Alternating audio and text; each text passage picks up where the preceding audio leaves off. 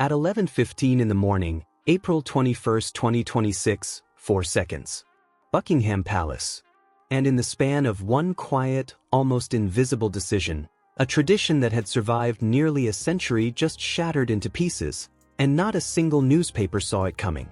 Stay with me, because what I am about to walk you through is the most precise, most surgical, most ruthless royal maneuver of the modern age. And by the end of this video, you will understand why insiders are calling this the moment the British monarchy quietly executed one of its own. For nearly 100 years, the sovereign's red box, that famous leather case carrying the daily dispatch of state papers, has been delivered directly, without exception, to the king's private desk. Every morning, through every storm, for every monarch since the early 20th century. It is, in the deepest possible sense, the heartbeat of the British state. But 2 days ago, that red box was diverted under heavy security, redirected by hands that knew exactly what they were doing, to the office of the Lord Chamberlain. Now, hear me very carefully. This is not a clerical error. This is not a scheduling mishap. This is not some lower aide reorganizing the Morning Post. This is a constitutional execution, a move so deliberate, so precise, so calculated that royal historians inside the palace are already whispering that this is the most consequential procedural shift since the abdication of 1936. While the world was sleeping, while the news cycle was distracted by celebrity gossip and political theater, the mechanism to reshape the British line of succession was officially triggered. We are now receiving reports from sources I trust completely that King Charles III has finalized a document that changes everything for the House of Sussex. Everything. And if you thought the rift between the king and his youngest son was already deep, what happened inside? Room 1844 at Buckingham Palace will leave you absolutely breathless. I'm going to take you inside that room. I'm going to walk you through every single step of what insiders are now calling Project Silver. For the last 48 hours, Montecito has been eerily, suspiciously, almost unnaturally silent. Sources close to the Duchess of Sussex are now suggesting that Meghan Markle's silence is not a sign of inner peace. It is the silence of absolute, unfiltered shock. An insider has described the moment the news from London reached California, and the picture they paint is haunting.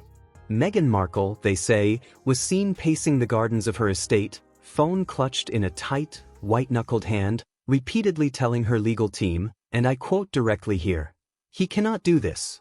It is a violation of everything we were promised." Pause on that quote for a second. Read between the lines. Everything we were promised. Promised by whom? Promised when? Promised under what conditions? Whatever was promised behind the scenes in the years before they fled to America, those promises are now being torched in real time. According to the documents currently moving through London, he not only can, he already has. The signature is dry. The seal is set. The order is in motion. And there is no undo button. The epicenter of this earthquake is room 1844 at Buckingham Palace. If you are not familiar with that room, let me paint it for you. Room 1844 is normally where the most prestigious foreign guests are received, heads of state, foreign monarchs, ambassadors of the highest rank. The walls are lined with portraits of past sovereigns. The chandeliers are real crystal, hand-cut over a century ago. The carpets are deep, rich, the color of old wine.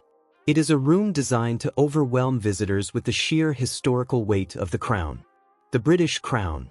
But for 6 locked-door hours on Tuesday, that room transformed into something it has rarely been before, a legal war room. No assistants were allowed inside. No mobile devices were permitted past the threshold. Phones were collected at the door and locked into a Faraday safe. Present, and only present, were 3 figures: the King, the Prince of Wales, and a small, hand-picked group of senior lawyers from the Crown Estate.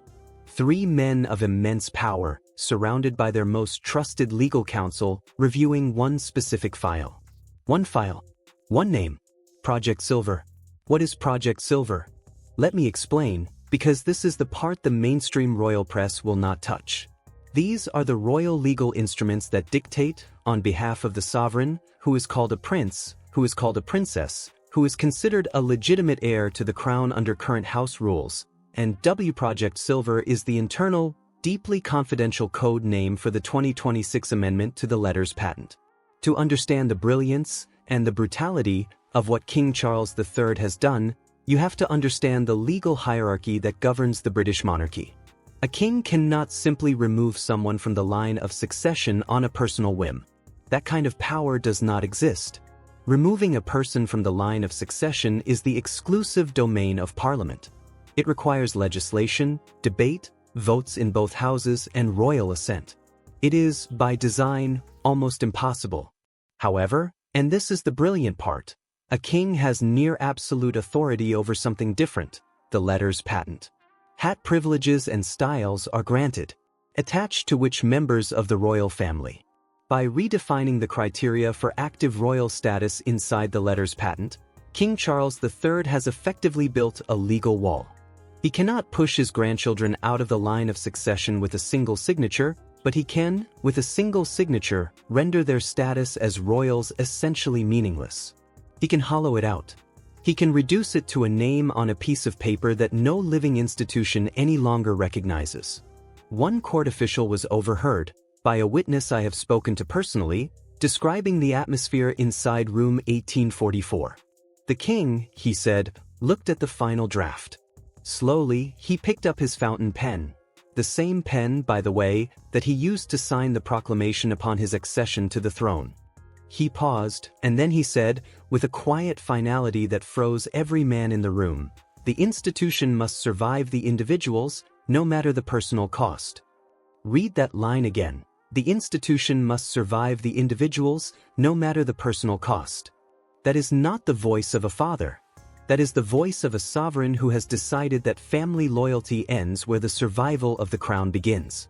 The immediate consequence of his signature was instant.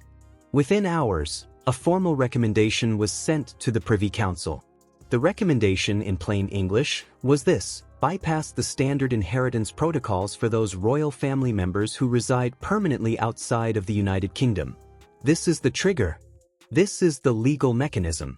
Project Silver invokes a century-old precedent to argue that a royal title and a place in the line of succession are not simply rights conferred by birth, they are obligations of service. Obligations that must be actively performed. And if those obligations are abandoned, the rights connected to them can be lawfully suspended. As of this very morning, April 23, 2026, the deadline for a formal response from the Sussex legal team is reportedly looming. The palace has set a hard, unforgiving boundary: comply or be reclassified. Behind the scenes, the king's move is being viewed by his closest advisors as a final settlement, a closing of accounts, a door not just shut, but sealed. The tension escalated even further when a narrated report from a palace aide began circulating among senior staff. The aide describes a brief, painfully cold phone call between London and California. According to the aide, the king's tone throughout the call was clinical and resolute. There was no warmth, no fatherly affection, just the voice of a sovereign delivering a verdict. When Prince Harry allegedly asked if there was any room for negotiation, any room for compromise, any path back, the king's response was a single, devastating sentence: "The crown is a responsibility, not a luxury brand." Let those words land. The crown is a responsibility, not a luxury brand. That is not just a sentence. It is a knife, surgically aimed at every podcast deal, every Netflix series, every product line, every speech contract, every commercial venture the Sussexes have built since their departure from royal life. In one breath, the king named the entire problem. Meghan Markle's reaction, according to those in her inner circle, has been described as intense. Now, hear me carefully, not intense in the sense of a loss of control, but in the sense of pure, white-hot fury at the loss of leverage. Without the titles and the succession status protecting Archie and Lilibet, the entire commercial value of the Sussex brand faces total collapse. This is no longer a family argument fought over Christmas dinners. This is a state-level maneuver executed at the highest level of constitutional power, designed specifically to protect the future of the monarchy from external commercialization. You are watching in real time the most significant change to the British line of succession in over 100 years. The king has not just moved a piece on the chessboard, he has changed the rules of the game entirely. So stay with us, because the story is only beginning to unfold. Hit subscribe. Turn on the bell. Your loyalty to this channel is the only way you stay ahead of the next wave of revelations. The next chapter of this investigation is coming sooner than you think. To understand why the king finally signed the suspension order today, you have to trace the trail of digital and legal breadcrumbs back over 6 years. This was not, despite what the tabloids will tell you, a sudden burst of royal temper. This was not a moment of impulse. This was a slow, agonizing calculation that finally reached its boiling point this morning. The road to this signature is paved with broken protocols, missed opportunities for peace, and a long, painful list of betrayals that the institution simply could no longer absorb. Let me walk you through the timeline. The descent began on January 8, 2020, at Sandringham. The world called it Megxit, but inside palace corridors, behind closed doors, it was known by a different name, the Great Breach. When Prince Harry and Meghan Markle announced their unilateral withdrawal from royal duties, the immediate, automatic consequence was the loss of Stage 1 taxpayer-funded security. The message from the Crown was subtle but unmistakable. If you are not within the institution, you are no longer under its shield. The shield is for those who serve, not for those who walk away. The first true seismic fracture occurred on March 7, 2021. The infamous Montecito interview with Oprah Winfrey. This was the moment the conflict shifted from a private family dispute into a global public relations war. The allegations of internal racism, broadcast to over 50 million viewers worldwide, did not just hurt feelings inside the palace. They threatened the stability of the entire Commonwealth. They put pressure on every Commonwealth nation to question its constitutional ties to the British Crown. A senior courtier later reflected on that night, telling a colleague that the late Queen viewed the broadcast not as a plea for help, but as a declaration of war. From that hour, the relationship between the Sussexes and the institution moved from strained, to adversarial, to permanently hostile. By January 10, 2023, any remaining hope for a quiet, dignified resolution evaporated with the global publication of Spare. This was the final blow, the point of no return. By detailing private physical altercations with the heir to the throne, and by exposing intimate off-the-record conversations with senior royals, Prince Harry did not simply tell his side of the story, he breached the constitutional privacy required for the monarchy to function. The gates of Windsor Castle were not just closed after Spare, they were symbolically welded shut with iron chains.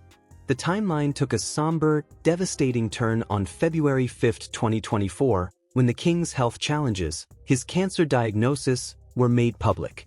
This single announcement changed everything. Internal palace strategic operations, known privately as Project Bridge, were suddenly accelerated.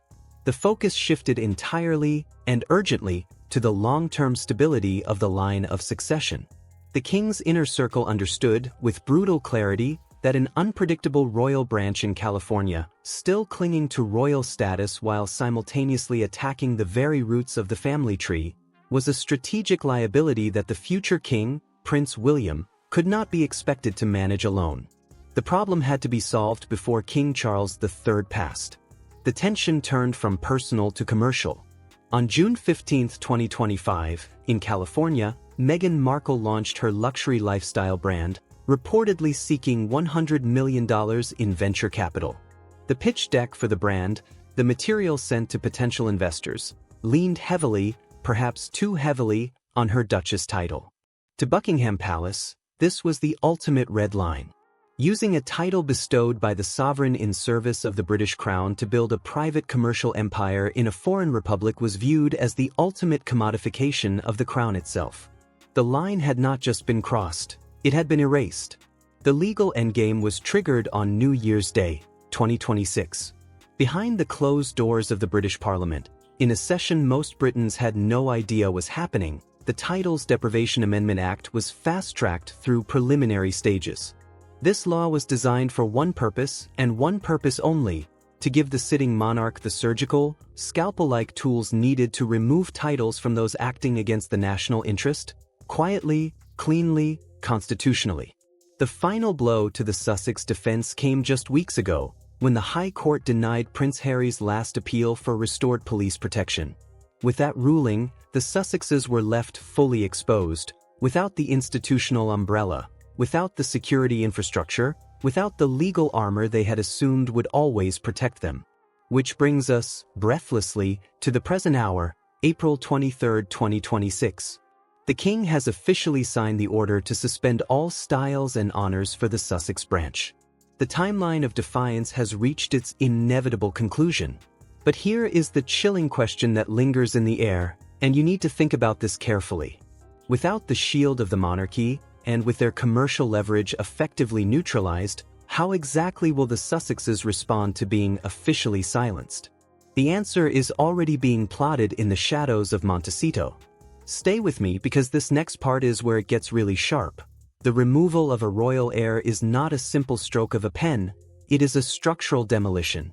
To understand the gravity of what is happening at this very moment, you have to look at what insiders are calling the authority staircase, a three-tiered legal apparatus that King Charles III has quietly, patiently activated over the past several months to protect the future of the monarchy.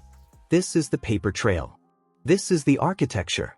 And this is exactly what the Sussex legal team has been desperately trying to suppress. At the first level of the staircase lies the most explosive document in modern royal history, the Letters Patent of 2026, specifically Draft 4. For months, rumors had been swirling about a secret revision to the rules originally established by King George V in 1917. We can now confirm what those rumors pointed to. Draft 4 introduces a revolutionary redefinition of working royals. Under this new directive, the status of prince or princess is no longer an irrevocable birthright. Read that twice. It is no longer an irrevocable birthright. Instead, it is a conditional honor predicated on active service to the crown. The document explicitly states that those who reside permanently outside the realm and who do not carry out a mandated quota of royal engagements per calendar year are subject to the formal suspension of style. In plain English, what this means is that Archie and Lilibet are no longer being viewed by the institution as royals in waiting. They are being reclassified as private citizens with no constitutional claim to the sovereign's identity. A historic, almost unthinkable shift. Moving up the staircase, we reach the second level, the enforcers. This level involves two of the most ancient, most powerful, and most quietly formidable institutions in the entire United Kingdom, the Privy Council and the College of Arms.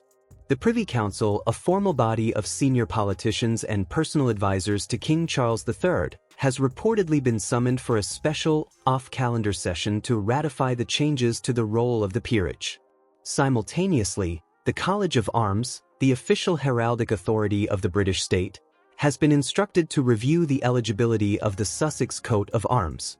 Now, you might think a coat of arms is a small thing, a piece of decoration, a bit of historical theater. You would be wrong. In the world of royal protocol, if the College of Arms does not recognize your lineage in its official registers, your title becomes a legal ghost. An official from the college was recently overheard in conversation explaining the cold reality. A title without a place on the official roll, he said, is like a passport that has been revoked. It may look real, it may feel real, but it will not get you across the border of legitimacy. It is paper that no longer opens any door. But the final, most devastating level of the staircase is the legal mechanism provided directly by Parliament. While the king controls titles, the line of succession itself is governed by statute law, which brings us to the Succession to the Crown Act of 2013. Specifically, legal experts inside the Crown Office are pointing toward Clause 2, which deals with the concept of absolute allegiance. This clause implies, when read carefully, that any member of the line of succession who acts in a manner deemed detrimental to the constitutional integrity of the monarchy can be flagged for parliamentary review. By declaring that the Sussexes have failed to maintain this allegiance through their external commercial ventures and their public disclosures of sensitive information, King Charles III has provided Parliament with the sovereign recommendation needed to intervene. This is the ultimate weapon. Listen carefully. If the king provides evidence of a breach of allegiance, the House of Commons can move to formally adjust the line of succession to skip the Sussex branch entirely. The files of Project Silver suggest that the allegiance audit for Prince Harry and his children was completed on April 15th. The results, according to my sources, were unanimous. Let me say that again, unanimous. The king is no longer operating as a father. He is operating as the chief executive of a 1,000-year-old institution, methodically and surgically cutting its losses. As these three tiers of authority lock into place, the Sussexes find themselves trapped in a legal vacuum from which there is no obvious escape. The question now is no longer whether they will lose their status. That is settled. The question is, what happens when the world's most famous prince suddenly finds himself without a legal kingdom to claim? The staircase only goes in one direction, and the bottom is approaching very, very fast. But hold on, because the next phase of this purge is even colder than the first. The public sees a family in turmoil. They see headlines. They see drama. They see emotion. But behind the scenes, the truth is quite different. The purge is a mechanical, cold-blooded operation.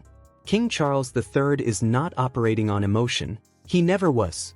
He is following a four-step logic gate designed by his most senior advisors to neutralize the Sussex threat to the monarchy's longevity once and for all. This is exactly how a king removes his own grandchildren from the national equation without ever raising his voice. Public. The first phase was financial isolation, and according to internal palace ledgers I have been told about, this step is already complete. By cutting off all access to the sovereign grant, and by ensuring that no funds from the Duchy of Cornwall flow toward California, King Charles III has effectively removed the royal safety net beneath the Sussex household. In the world of high-stakes power, a prince without a purse is a prince without a platform. The gold taps have been shut off, forcing the Sussexes to rely entirely on private commercial deals, which conveniently leads them directly into the king's second trap. Step 2 is the neutralization of style. As of this very morning, April 23rd, a global cease and desist directive has been prepared for the Sussex legal team regarding the use of the style His or Her Royal Highness in any commercial context. This is the commercial kill switch. The king has activated a dormant legal protocol that suspends the use of royal styles in any venture that generates private profit. An insider from the Lord Chamberlain's office recently described this maneuver in chilling terms as strategic decapitation. Without the HRH style attached to her name, the Sussex brand loses its allure for investors. The title transforms in a single afternoon from a marketing weapon into a historical footnote, making it nearly impossible for Meghan Markle to leverage her status for the $100 million investment she has been pursuing. The third step is perhaps the most brilliant legal maneuver of the entire Project Silver, the residency mandate. Under a new interpretation of the 2026 royal protocols, any individual in the line of succession must maintain a physical presence within the United Kingdom for at least 183 days per calendar year. This is the 183-day rule, a clean, unforgiving line drawn across the calendar. Because Archie and Lilibet are residing permanently in Montecito, California, they have officially, legally, demonstrably failed this requirement. By failing to reside within the realm, they have triggered what the legal team is calling a vacancy clause. Now, this is the genius of it. The king is not taking their birthright. Read that carefully, he is not taking it. He is simply noting in a legal document that they have abandoned it through their absence. The legal brief now circulating in London states the principle clearly: the crown cannot be held in absentia by those who do not breathe the air of the kingdom. It is a beautifully cold, beautifully precise piece of legal craftsmanship, and it is utterly devastating to the Sussex position. The fourth and final step moves the conflict out of the palace and into the halls of government. Step 4 is parliamentary reclassification. This is the masterstroke.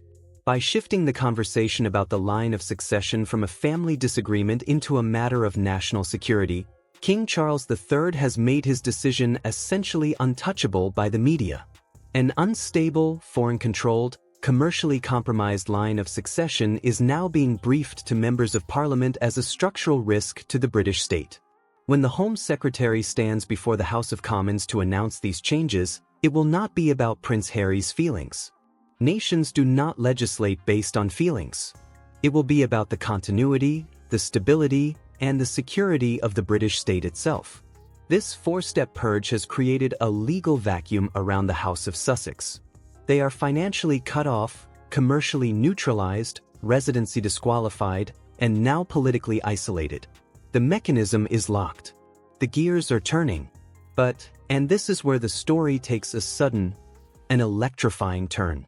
Even as this clinical operation nears its end, a new, and far more dangerous, variable has emerged. Reports are surfacing of a late-night document dump at a major London law firm, evidence, perhaps, that the Sussexes might have been expecting this purge all along. If the king is using the law as a sword, Meghan Markle might be preparing to use the truth as a shield. The question every royal expert in Britain is now whispering is this: who strikes first when the sun rises tomorrow? Stay with me because the next layer of this story will leave you breathless. While the world debates the ethics of royal succession on television panels and Twitter threads, the physical reality on the ground in London and California suggests that a coordinated strike has already been executed. This is no longer a theoretical debate about constitutional law. This is a tactical deployment of power.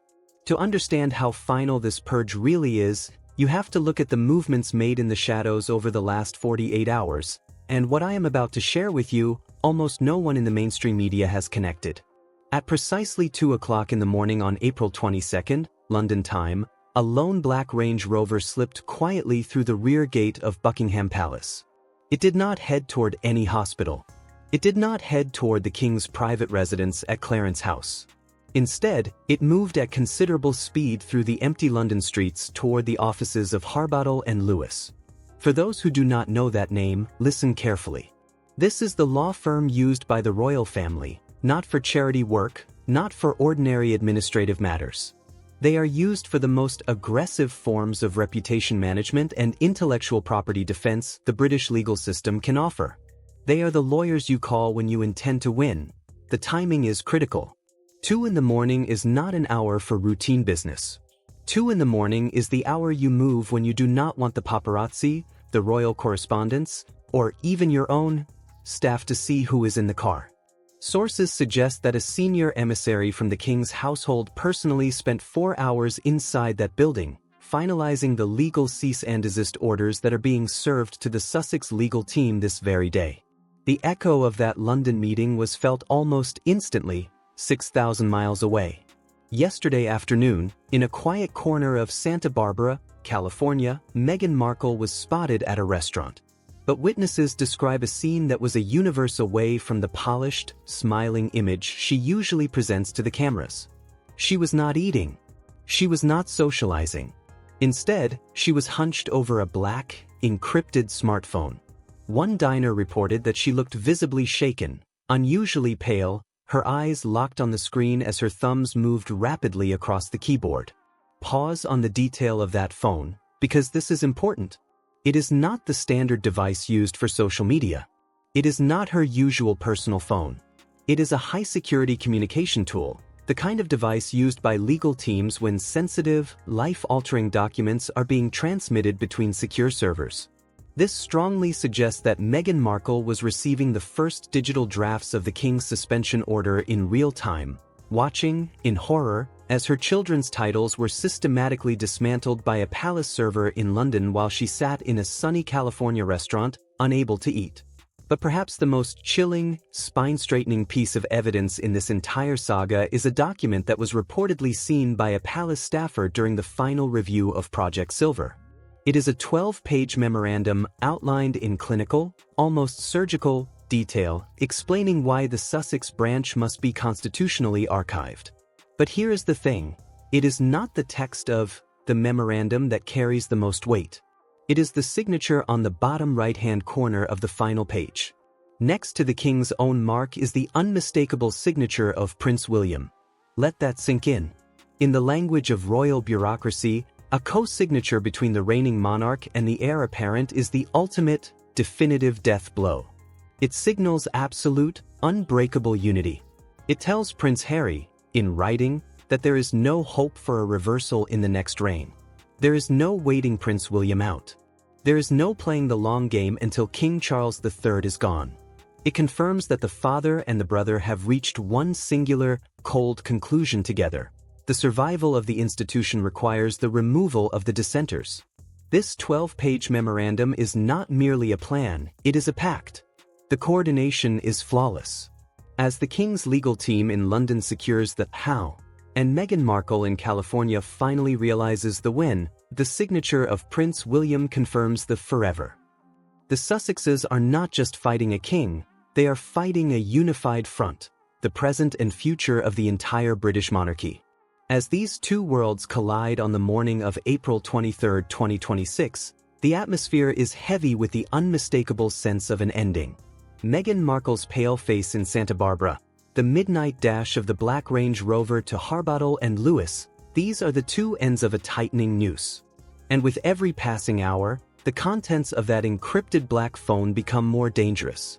So you have to ask yourself the question, what exactly was sent to her in those files that could turn a duchess's face pale in the middle of a California afternoon? The answer lies in the final, dark scenarios being discussed right now in the inner chambers of Windsor.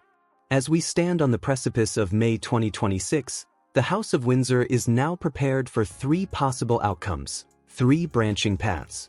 Each path leads to a vastly different future for the British monarchy.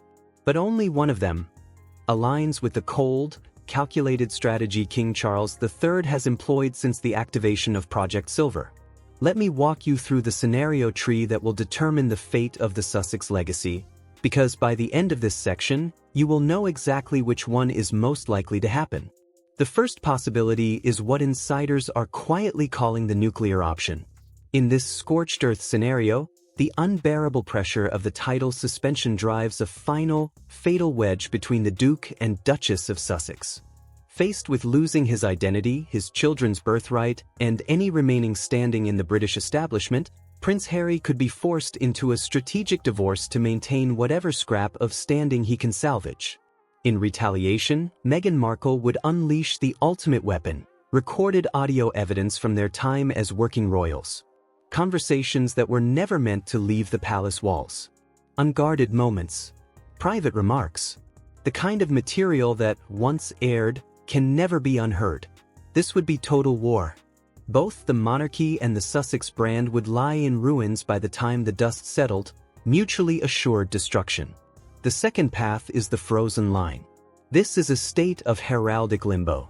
In this scenario, Archie and Lilibet are not technically removed from the line of succession, but their status is placed into a dormant category. They are pushed to the very end of the line, sitting behind the children of Princess Eugenie, and even behind minor branches of the family tree most Britons could not name. Their titles are legally frozen until they reach the age of 18, at which point, in order to reactivate them, they would have to swear a formal oath of allegiance to the king and reside in the United Kingdom for a mandatory period of time. It is a slow, bureaucratic exile, a door not slammed shut, but quietly walked away from. However, the third scenario, the one most likely to actually happen, is what insiders are calling the silent eraser. This, my friends, is the hallmark of British royal strategy, stability through silence. King Charles III is not expected to make a dramatic televised announcement. He is not expected to engage in a public legal brawl. There will be no press conference, no fiery speech. Instead, the world will see the truth in the upcoming royal Easter decree, simply by omitting the names of Archie and Lilibet from the official roster of the royal house. The king achieves his goal without speaking a single word of confrontation. In the British monarchy, if you are not mentioned in the official decree, you effectively do not exist in the eyes of the state. This omission as execution is the most tarnish-free way to protect the crown. Why is the silent eraser the chosen path? Because the monarchy has survived for 1,000 years by mastering the art of quiet exclusion. They do not fight, they simply stop recognizing. They do not argue, they simply stop inviting. By removing the Sussexes from the official documentation of the realm, the king effectively turns their royal status into a ghost, something that may exist in California tabloids, in podcasts, in glossy magazines, but has no legal power inside the halls of Westminster. A name remembered by the press, forgotten by the state. But, and this is where I need you to lean in one more time, even the most perfect plan has a single point of failure. As we finalize this report on the morning of April 23rd, a chilling piece of intelligence has surfaced from a contact close to the old Sussex residence at Frogmore Cottage. It involves a discovery made during the final sweep of the property, a high-security data drive containing what is now being whispered about in the most secure rooms of London as the Windsor Tapes. These are reportedly recordings and documents from 2018, from a moment when relations between the Sussexes and the rest of the family were still, at least on the surface, cordial. They allegedly have the power to reveal a secret agreement that could legally invalidate the 2026 amendment. Does Meghan Markle intend to release these tapes during the King's second coronation anniversary next month? Is she using them as multi-million-dollar leverage against the throne? Is this her insurance policy, her sword of Damocles hanging over the entire institution? The survival of the line of succession may now depend on a single question: who blinks first? If you found this investigative breakdown valuable, hit the like button right now. Yes, right now. Your engagement is the only reason we can continue to bring these hidden stories to light, away from the influence of the mainstream royal press. Subscribe to this channel. Turn on every notification setting available so that you do not miss our upcoming deep dive into the Windsor Tapes. That is the next chapter. And trust me, you do not want to come into it cold. Tell us in the comments below. Be honest, be passionate, be loud. Is King Charles III being a protector of the crown, a guardian of a 1,000-year-old institution, doing the painful work of pruning a diseased branch? Or is he being a ruthless grandfather, weaponizing the law against his own bloodline for the sake of an aging monarchy? We want to hear your take. We read every single comment. So stay tuned, stay loyal, stay sharp, because the real war for the throne is just getting started. And what comes next will rewrite the history of the British royal family for the next 100 years. Do not look away now. The next chapter begins the moment you click.